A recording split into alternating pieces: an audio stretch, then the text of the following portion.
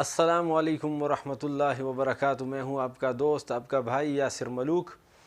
اللہ سے امید کرتا ہوں کہ آپ سب خوش ہوں گے، صحت مند ہوں گے۔ اللہ جل جلالہ آپ کو خوش اور صحت مند رکھیں۔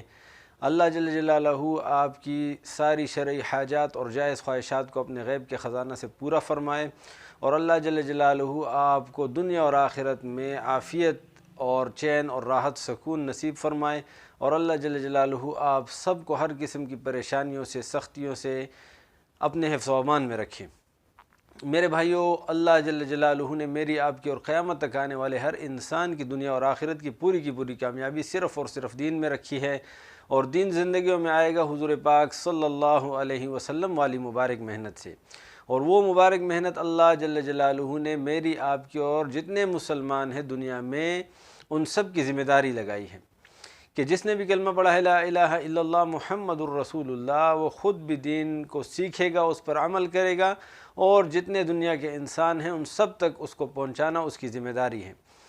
اور میرے بھائیو، اللہ جل جلالہ نے حضور صلی اللہ علیہ وسلم کو آخری نبی بنایا، قیامت تک کوئی نبی نہیں آئے گا۔ یہ ذمہ داری اس امت کی ذمہ داری ہے کہ قیامت تک کوئی نبی آنے والا نہیں ہے۔ اب امت قیامت تک آئے گی تو ان تک دین پہنچانا یہ میری آپ کی اور سارے مسلمانوں کی ذمہ داری ہے۔ اس کے لیے انشاءاللہ ہم عزم کریں، ارادہ کریں، دنیا کی محنت کے ساتھ ساتھ ہم دین کی محنت بھی کریں کہ دین کو سیکھیں، اور پھر سارے عالم کے سارے انسانوں تک اس کلمے کو، اس دین کو، اللہ کے احکامات کو، نبی علیہ الصلوۃ والسلام کے مبارک طریقوں کو یہ پہنچانے کا ہم عزم کریں۔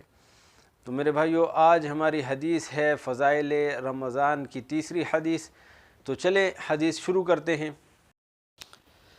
بسم اللہ الرحمن الرحیم۔ کعب بن عجرہ رضی اللہ تعالیٰ عنہ کہتے ہیں کہ ایک مرتبہ نبی کریم صلی اللہ علیہ وسلم نے ارشاد فرمایا کہ ممبر کے قریب ہو جاؤ۔ ہم لوگ حاضر ہو گئے۔ جب حضور صلی اللہ علیہ وسلم نے ممبر کے پہلے درجہ پر قدم مبارک رکھا تو فرمایا آمین۔ جب دوسرے پر قدم رکھا تو فرمایا آمین۔ جب تیسرے پر قدم رکھا تو پھر فرمایا آمین۔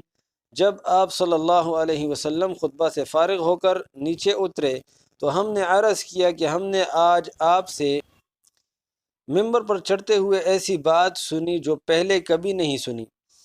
آپ صلی اللہ علیہ وسلم نے ارشاد فرمایا کہ اس وقت جبرائیل علیہ السلام میرے سامنے آئے تھے۔ جب پہلے درجہ پر میں نے قدم رکھا تو انہوں نے کہا کہ ہلاک ہو جائیو وہ شخص جس نے رمضان کا مبارک مہینہ پایا پھر بھی اس کی مغفرت نہ ہوئی۔ میں نے کہا آمین۔ پھر جب میں دوسرے درجہ پر چڑھا تو انہوں نے کہا ہلاک ہو جائے وہ شخص جس کے سامنے آپ صلی اللہ علیہ وسلم کا ذکر مبارک ہو اور وہ درود نہ بھیجے۔ میں نے کہا آمین۔ جب میں تیسرے درجہ پر چڑھا تو انہوں نے کہا ہلاک ہو جائے وہ شخص جس کے سامنے اس کے والدین یا ان میں سے کوئی ایک بڑھاپے کو پاوے اور وہ اس کو جنت میں داخل نہ کرائیں۔ میں نے کہا آمین۔ فائدہ میں لکھتے ہیں اس حدیث میں حضرت جبرائیل علیہ السلام نے 3 بد دعائیں دی ہیں اور حضور اقدس صلی اللہ علیہ وسلم نے ان تینوں پر آمین فرمائی۔ اول تو حضرت جبرائیل علیہ السلام جیسے مقرب فرشتے کی بد دعا ہی کیا کم تھی، اور پھر حضور صلی اللہ علیہ وسلم کی آمین نے تو جتنی سخت بد دعا بنا دی وہ ظاہر ہے۔ اللہ ہی اپنے فضل سے ہم لوگوں کو ان تینوں چیزوں سے بچنے کی توفیق عطا فرماویں اور ان برائیوں سے محفوظ رکھیں، ورنہ ہلاکت میں کیا تردد ہے۔ در منصور کی بعض روایات سے معلوم ہوتا ہے کہ خود حضرت جبرائیل علیہ السلام نے حضور صلی اللہ علیہ وسلم سے کہا کہ آمین کہو، تو حضور صلی اللہ علیہ وسلم نے فرمایا آمین، جس سے اور بھی زیادہ اہتمام معلوم ہوتا ہے۔ اول وہ شخص جس پر رمضان المبارک گزر جائے اور اس کی بخشش نہ ہو، یعنی رمضان المبارک جیسا خیر و برکت کا زمانہ بھی غفلت اور معاصی میں گزر جائے کہ رمضان المبارک میں مغفرت اور اللہ جل شانہ کی رحمت بارش کی طرح برستی ہے۔ پھر جس شخص پر رمضان المبارک کا مہینہ بھی اسی طرح گزر جائے کہ اس کی بدعمالیوں اور کوتاہیوں کی وجہ سے وہ مغفرت سے محروم رہے، تو اس کی مغفرت کے لیے اور کون سا وقت ہوگا، اور اس کی ہلاکت میں کیا تأمل ہے۔ اور مغفرت کی صورت یہ ہے کہ رمضان المبارک کے جو کام ہیں، یعنی روزہ، تراویح، ان کو نہایت اہتمام سے ادا کرنے کے ہر وقت کثرت کے ساتھ اپنے گناہوں سے توبہ و استغفار کرے۔ دوسرا شخص جس کے لیے بددعا کی گئی وہ ہے جس کے سامنے نبی کریم صلی اللہ علیہ وسلم کا ذکر مبارک ہو اور وہ درود نہ پڑھے۔ اور بھی بہت سی روایات میں یہ مضمون وارد ہوا ہے۔ اسی وجہ سے بعض علماء کے نزدیک جب بھی نبی کریم صلی اللہ علیہ وسلم کا ذکر مبارک ہو تو سننے والوں پر درود شریف کا پڑھنا واجب ہے۔ حدیث بالا کے علاوہ اور بھی بہت سی وعیدیں اس شخص کے بارے میں وارد ہوئی ہیں جس کے سامنے حضور صلی اللہ علیہ وسلم کا تذکرہ ہو اور وہ درود نہ بھیجے۔ بعض احادیث میں اس کو شقی اور بخیل تر لوگوں میں شمار کیا گیا ہے، نیز جفاکار اور جنت کا راستہ بھولنے والا، حتیٰ کہ جہنم میں داخل ہونے والا اور بددین تک فرمایا ہے۔ یہ بھی وارد ہوا ہے کہ وہ نبی کریم صلی اللہ علیہ وسلم کا چہرہ انور نہ دیکھے گا۔ محققین علماء نے ایسی روایات کی تعویل فرمائی ہو، مگر اس سے کون انکار کر سکتا ہے کہ درود شریف نہ پڑھنے والے کے لیے آپ کے ظاہر ارشادات اس قدر سخت ہیں کہ ان کا تحمل دشوار ہے، اور کیوں نہ ہو کہ آپ صلی اللہ علیہ وسلم کے احسانات امت پر اس سے کہیں زیادہ ہیں کہ تحریر و تقریر ان کا احصاء کر سکے۔ اس کے علاوہ آپ کے حقوق امت پر اس قدر زیادہ ہیں کہ ان کو دیکھتے ہوئے درود شریف نہ پڑھنے والے کے حق میں ہر وعید اور تنبیہ بجا اور موضوع معلوم ہوتی ہے۔ خود درود شریف کے فضائل اس قدر ہیں کہ ان سے محرومی مستقل بد نصیبی ہے۔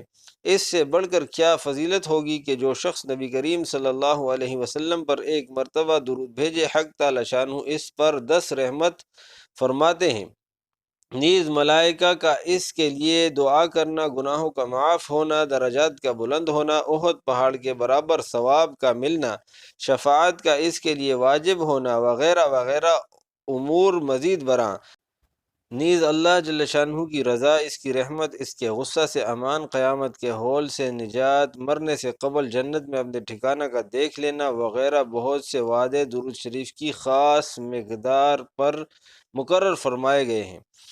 ان سب کے علاوہ درود شریف سے تنگی معیشت اور فقر دور ہونا ہے، اللہ اور اس کے رسول صلی اللہ علیہ وسلم کے دربار میں تقرب نصیب ہوتا ہے، دشمنوں پر مدد نصیب ہوتی ہے اور قلب کی نفاق اور زنگ سے صفائی ہوتی ہے، لوگوں کو اس سے محبت ہوتی ہے، اور بہت سی بشارتیں ہیں جو درود شریف کی کثرت پر احادیث میں وارد ہوئی ہیں۔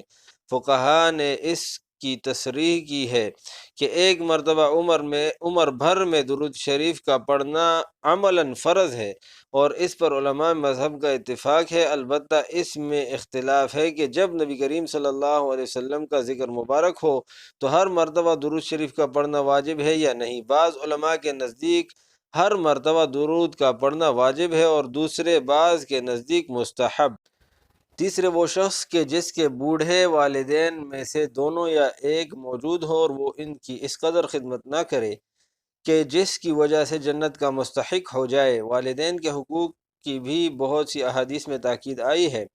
علماء نے ان کے حقوق میں لکھا ہے کہ مباح امور میں ان کی اطاعت ضروری ہے، نیز یہ بھی لکھا ہے کہ ان کی بے ادبی نہ کرے، تکبر سے پیش نہ آئے اگرچہ وہ مشرک ہوں، اپنی آواز کو ان کی آواز سے اونچی نہ کرے، ان کا نام لے کر نہ پکارے، کسی کام میں ان سے پیش قدمی نہ کرے، امر بالمعروف اور نہی عن المنکر میں نرمی کرے، اگر قبول نہ کریں تو سلوک کرتا رہے اور ہدایت کی دعا کرتا رہے، غرض ہر بات میں ان کا بہت احترام ملحوظ رکھے۔ ایک روایت میں آیا ہے کہ جنت کے دروازوں میں سے بہترین دروازہ باپ ہے، تیرا جی چاہے اس کی حفاظت کر یا اس کو ضائع کر دے۔ ایک صحابی نے حضور صلی اللہ علیہ وسلم سے دریافت کیا کہ والدین کا کیا حق ہے؟ آپ صلی اللہ علیہ وسلم نے فرمایا کہ وہ تیری جنت ہے یا جہنم، یعنی ان کی رضا جنت ہے اور ناراضگی جہنم ہے۔ ایک حدیث میں آیا ہے کہ مطیع بیٹے کی محبت اور شفقت سے ایک نگاہ والد کی طرف ایک مقبول حج کا ثواب رکھتی ہے۔ ایک حدیث میں آیا ہے کہ شرک کے سوا تمام گناہوں کو جس قدر دل چاہے اللہ معاف فرما دیتے ہیں، مگر والدین کی نافرمانی کا مرنے سے قبل دنیا میں بھی وبال پہنچاتے ہیں۔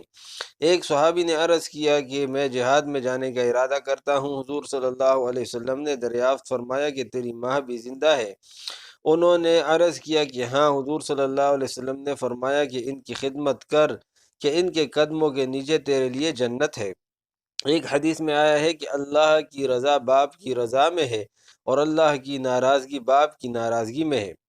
اور بھی بہت سی روایات میں اس کا اہتمام اور فضل وارد ہوا ہے۔ جو لوگ کسی غفلت سے اس سے کوتاہی کر چکے ہیں اور اب ان کے والدین موجود نہیں، شریعت مطہرہ میں اس کی تلافی بھی موجود ہے۔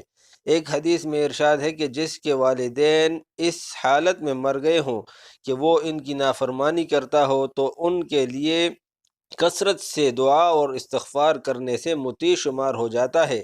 ایک دوسری حدیث میں وارد ہے کہ بہترین بھلائی باپ کے بعد اس کے ملنے والوں سے حسن سلوک ہے۔ میرے بھائیو، اللہ سے امید کرتا ہوں کہ آپ کو یہ ویڈیو پسند آئی ہوگی۔ اگر ویڈیو آپ کو پسند آئی ہے تو ویڈیو کو لائک کریں اور اپنے دوستوں کے ساتھ ضرور شیئر کریں، کیونکہ ہمارے ایک شیئر کرنے کی وجہ سے جتنے لوگ عمل کریں گے ان سب کے بقدر اللہ جل جلالہ ہم سب کو اجر عطا فرمائیں گے۔